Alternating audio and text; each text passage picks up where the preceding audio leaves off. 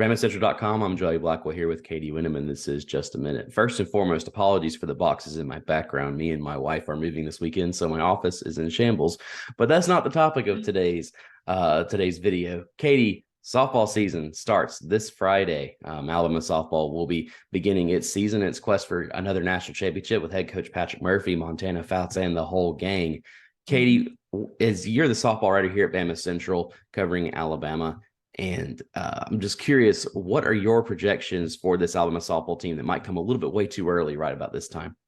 Yeah, Patrick Murphy never likes the word expectation. So I'm not going to put expectations on this team, just maybe predictions or projections for where this team could go. I'll have a season preview coming out later this week that'll kind of dive into more of the nuts and bolts of this team. But they were picked fourth in the SEC by the coaches. But I think for sure that this team has the capability of getting back to the Women's College World Series.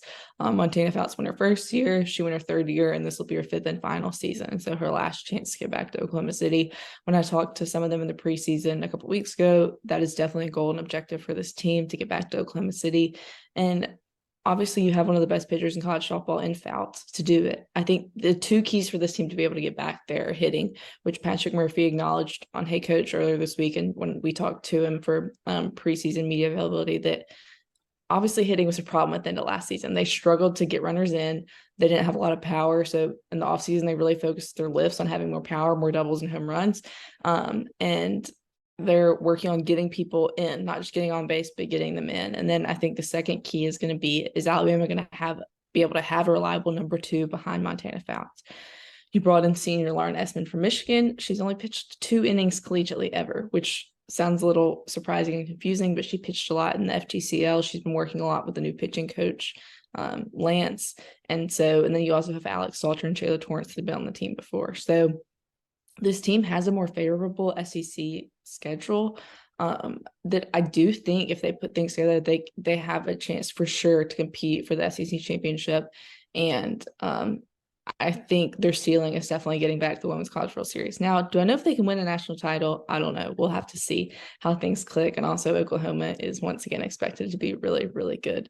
But it does start at Road Stadium this Friday for the first time since 2010, starting at home. And even though it's supposed to be a little chilly over the weekend, I expect there to be big crowds out there at Rhodes with season tickets sold out and a lot of fans ready to come watch Team 27 play. But that'll be this Friday. And then next week, we'll be able to talk about baseball with Joey. It's the Crimson Tide baseball team will get started next week. Yeah, we'll have all that info here. Well, like Katie said, we'll do a video talking about the baseball team next week. 2022 was a disappointing end to the season for softball, obviously losing their first game in the SEC tournament and then being knocked out the first weekend of the playoffs. So disappointing there, but they're hopefully, they can use that as motivation this year to definitely make it a little bit further. For BamaCentral.com, I'm Joey Blackwell with Katie Windham. This has been Just a Minute. Thank you so much for watching, and we will see you next week for some baseball talk.